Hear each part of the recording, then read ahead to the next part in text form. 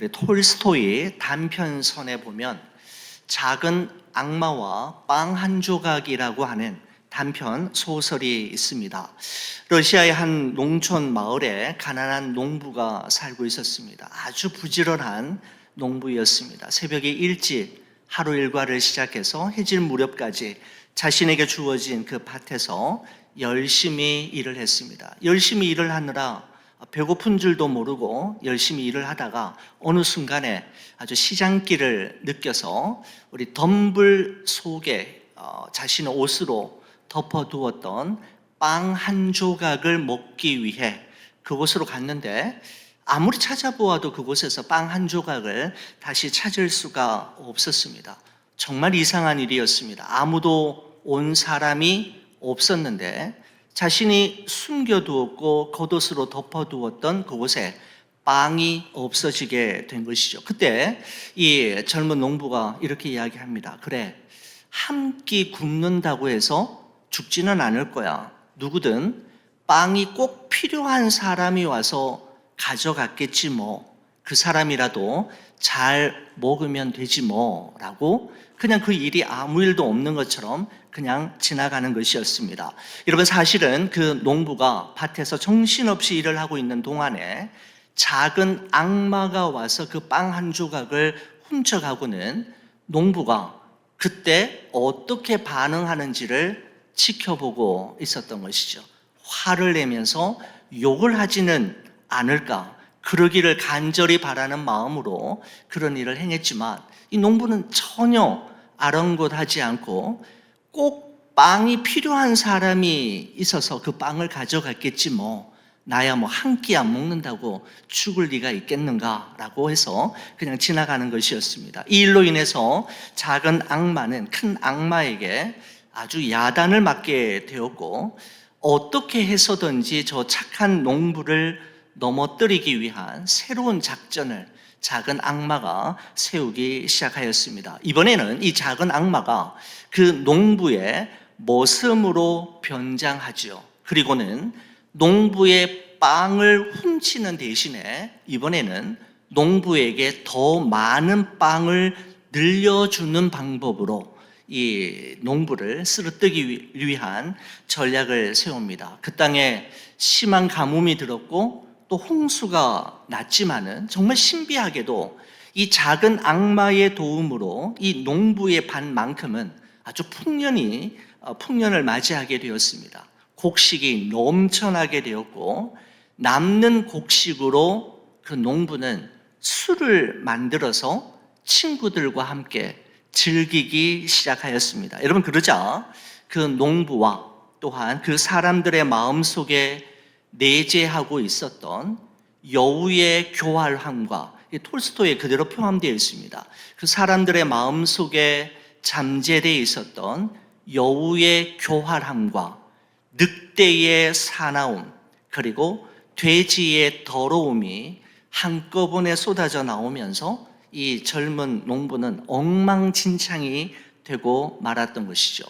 이를 지켜보고 있었던 큰 악마가 작은 악마를 아주 칭찬하면서 아니 어떻게 했길래 저 착한 농부가 이렇게 한순간에 엉망진창이 될 수 있었던 말인가 라고 물었을 때 작은 악마가 아주 으쓱대면서 이야기하기를 저는 저 농부에게 곡식이 남아 돌게만 해주었을 뿐입니다 라고 하는 말로 이 작은 악마와 빵 한 조각이라고 하는 단편 소설이 마무리되는 것을 볼 수가 있습니다. 곡식이 남아 돌게만 해주었더니 저렇게 사람이 망가지는 것은 시간 문제이었다라는 것이죠. 여러분, 그렇습니다. 가진 것이 많아야만, 더 좋은 것을 가져야만 감사할 수 있는 것은 아니지요. 여러분, 김현승 시인의 감사하는 마음이라고 하는 시의 한 부분입니다. 이렇습니다. 받았기에, 누렸기에, 배불렀기에 감사하지 않는다.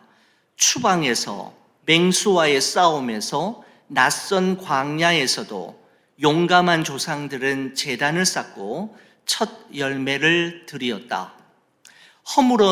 허물어진 마을에서, 불 없는 방에서, 빵 없는 아침에도 가난한 과부들은 남은 것을 모아 드리었다.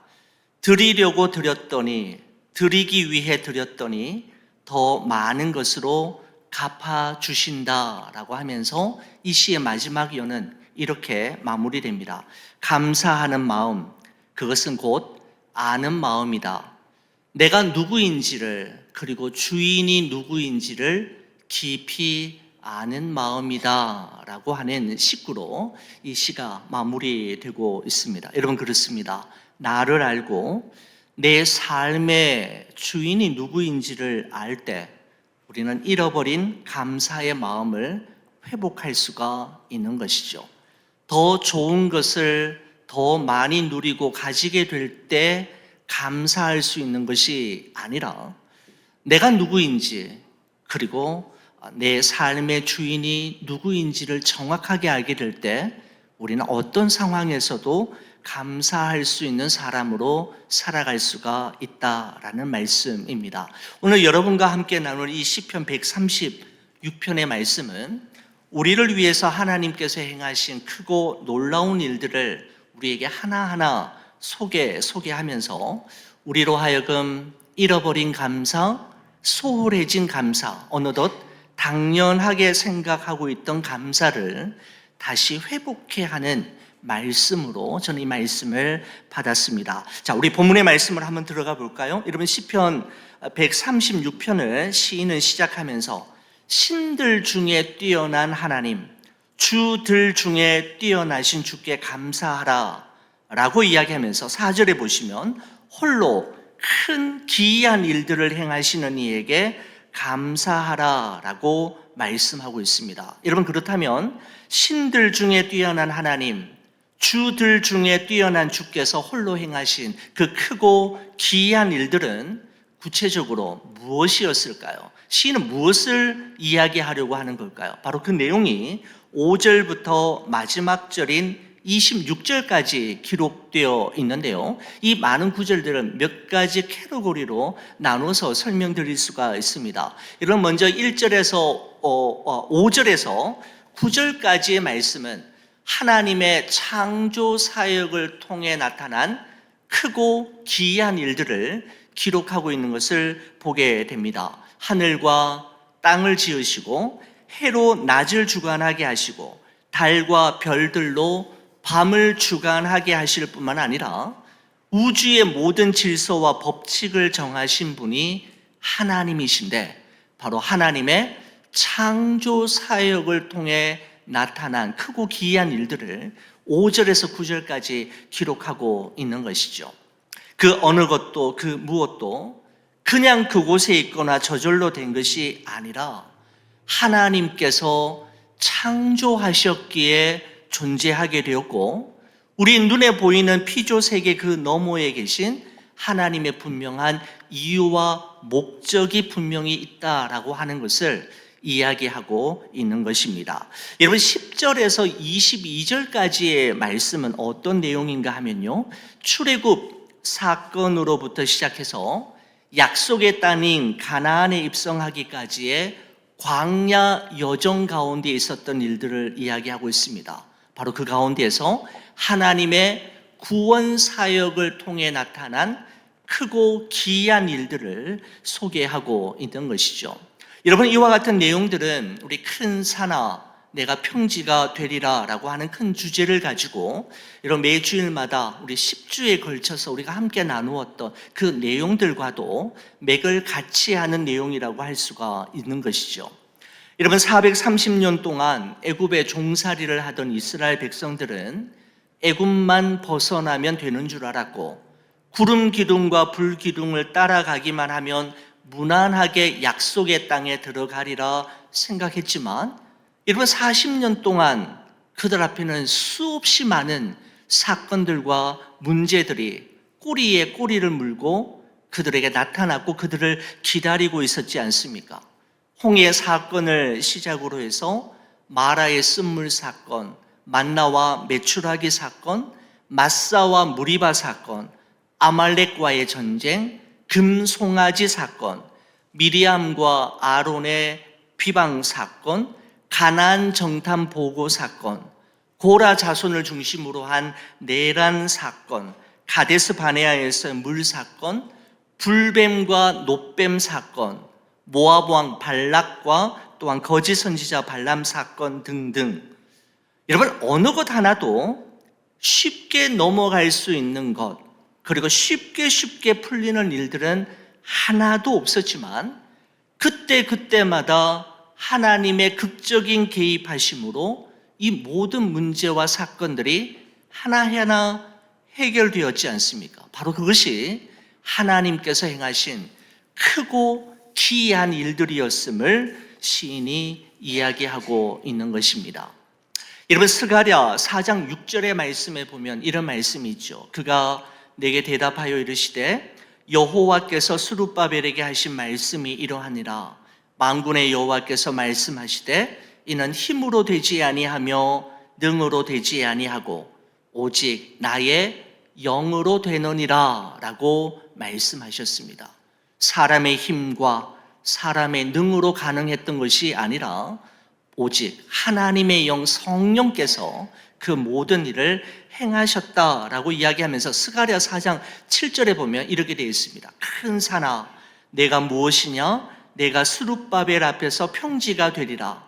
그가 머릿돌을 내놓을 때에 무리가 외치기를 은총이 그에게 있을지어다 하리라 하셨고 라고 하는 말씀으로 이어지죠. 이 말씀을 근거로 해서 큰 산아 내가 평지가 되리라 라고 하는 주제의 말씀을 여러분과 함께 나누었습니다. 여러분, 이 스가랴 4장 7절의 말씀을 현대인의 성경은 이와 같이 표현하고 있는 것을 보게 됩니다. 현대인 성경을 보면 이렇습니다. 그러므로 산이 아무리 높아도 스룹바벨 앞에서 평지가 될 것이며 그가 성전 건축을 마칠 때에는 모든 것이 하나님의 은혜로 되었다고 사람들이 외칠 것이다 라고 표현하고 있는 것을 보게 됩니다. 모든 일이 사람의 힘과 능으로가 아닌 하나님의 은혜로 되어졌다라고 이스라엘 백성들이 이구동성으로 외치게 될 것임을 말씀하고 있는 것이죠. 여러분, 그렇습니다. 지난 한 광야 40년의 여정을 지나 마침내 가나안 땅에 들어가기까지 참으로 혹독했던 바벨론 유수 70년의 세월을 지나 드디어 예루살렘 성전을 재건하기까지 그들의 걸음을 지치게 만들고 낙심케 하며 모든 것을 포기하고 되돌아가도록 만드는 수많은 산들과 수많은 장애물들이 그들 앞에 있었지만 하나님께서 행하신 크고 기이한 일들과 하나님의 은혜와 도우심으로 말미암아 그들은 반드시 가나안에 들어가게 될 것이고 예루살렘 성전은 반드시 완성되게 될 것임을 말씀하고 있는데, 여러분, 그 말씀이 우리는 이미 여러분 말씀을 통해서 확인했지 않습니까? 그들은 가나안에 들어갔고 예루살렘 성전은 재건이 되었던 것이죠. 바로 하나님의 은혜로 되었노라고 이스라엘 백성들이 외쳤던 것처럼 그 말씀 그대로 이루어졌음을 말씀하고 있는 것입니다. 여러분, 그러면서 23절 오늘 본문 시편 136편 23절의 말씀은 기억하시는 하나님에 대해서 이야기합니다. 우리를 비천한 가운데서도 기억해 주신 이에게 감사하라. 한순간도 우리를 잊지 않으시고 우리를 기억해 주시는 하나님에 대해서 말씀하고 있고 136편 24절은 우리를 건지시는 하나님을 소개하고 있습니다. 우리를 우리의 대적에게서 건지신 이에게 감사하라 라고 말씀합니다. 여러분, 25절 말씀을 보시면 우리를 먹이시는 하나님에 대해서 기록하는데 모든 육체에게 먹을 것을 주신 이에게 감사하라 라고 이야기하면서 26절에 최종적인 결론은 이것입니다. 하늘의 하나님께 감사하라. 그 인자하심이 영원함이로다 라고 말씀하고 있는 것이죠. 우리의 눈에 보이는 피조 세계 그 너머와 우리 인생의 배후에서 크고 기이한 일을 계획하시고 실행하시는 분, 우리의 창조주가 되시고 우리의 구원자가 되시는 분, 우리를 항상 기억하시고 날마다 우리를 건지시며 우리에게 필요한 모든 것을 공급해 주시고 먹이시는 그분이 바로 다름 아닌 하늘의 하나님이시며 하늘의 하나님께 감사해야 할 것을 이 시편 136편의 시인은 우리에게 고백하고 있는 것입니다. 사랑하는 우리 교회 여러분, 여러분과 저에게 있어서 하나님은 어떤 분이십니까? 어떤 분이셨습니까? 여러분과 제가 지금까지 걸어온 길과 살아온 삶을 되돌아볼 때 하나님은 우리에게 어떤 모습으로 나타나셨고 우리의 곁으로 다가오셨습니까? 시편 136편의 시인이 이렇게 고백했던 것처럼 여러분은 그 하나님을 어떻게 고백하며 무엇으로 인해 하나님께 감사하실 수 있겠습니까? 저는 이 시편 136편의 말씀을 묵상하면서 시편 18편에 나오는 다윗의 고백이 생각이 났습니다. 여러분, 시편 18편의 표제어가 이렇습니다. 1절을 시작하기 전에 이 시편 18편이 어떤 배경 속에서 지어지게 되었는지에 대해 이렇게 설명하고 있습니다. 여호와의 종 다윗의 시, 인도자를 따라 부르는 노래라고 하면서 여호와께서 다윗을 모든 원수들의 손에서와 사울의 손에서 건져주신 날에 다윗이 이 노래의 말로 여호와께 아뢰어 이르되 라고 하면서 이제 본문의 말씀이 시작되는 것이죠. 목동 출신의 다윗은 하나님께서 자신을 선택하시고 마침내 이스라엘의 왕이 되기까지 행하신 모든 일들, 즉 자신을 사울 왕과 모든 원수들의 손에서 구원하시기까지 행하셨던 모든 일들을 마치 시인이 시를 쓰듯 또한 화가가 그림을 그리듯 자신의 삶에 부어진 하나님의 그 놀라운 은혜를 고백하고 있는데, 회상하고 기록하고 있는데 한자 한자 써내려가면서 이렇게 고백하고 있습니다. 시편 18편 1절과 2절의 말씀을 보시면 이렇습니다. 나의 힘이신 여호와여, 내가 주를 사랑하나이다. 여호와는 나의 반석이시요 나의 요새시요 나를 건지시는 이시요 나의 하나님이시요 내가 그 안에 피할 나의 바위시요 나의 방패시요 나의 구원의 뿌리시요 나의 산성이시로다 라고 하면서 자신이 만난 하나님, 자신이 경험한 하나님이 어떤 분이셨는지를 이렇게 표현하고 있는 것을 보게 됩니다. 여러분, 이 시편 18편을 시작하면서 다윗이 하나님을 소개하면서 선택한 단어들을 한번 보십시오. 힘, 반석, 요새, 건지시는 이, 나의 하나님, 그리고 나의 바위, 방패, 구원의 뿔, 산성이라고 하는 단어들을 여러분 한번 유심히 보십시오. 시인이 시를 쓸 때 수많은 단어들 중에 자신의 목적, 이 시를 쓰는 뜻을 구현하기 위해서 단어를 선택할 때 말입니다. 여러분, 반석, 요새, 건지시는 이, 바위, 방패, 구원의 뿔, 나의 산성이라고 하는 이 단어를 선택했다라고 하는 것은 자신의 삶이 그야말로 전쟁터와 같았음을 고백하고 있는 것이죠. 다윗은 죽음의 경계선 앞에 서는 수많은 위기와 어려움의 순간들을 통과하면서 이런 단어들이 수도 없이 그의 마음속에 떠오르기 시작했고, 시를 쓰면서 아주 중요한 사실을 발견했는데, 그것은 나의 하나님이 나의 힘이 되시며 나의 반석과 요새가 되시며 하나님이 나를 건지시는 이시며 하나님이 나의 바위가 되시고 방패가 되시고 구원의 뿔과 나의 산성이 되신다라고 하는 사실을 고백하고 있는 것을 보게 되는 것입니다. 여러분, 다윗의 이 고백을 보면서 우리가 유심히 한번 살펴볼 내용은 그것입니다.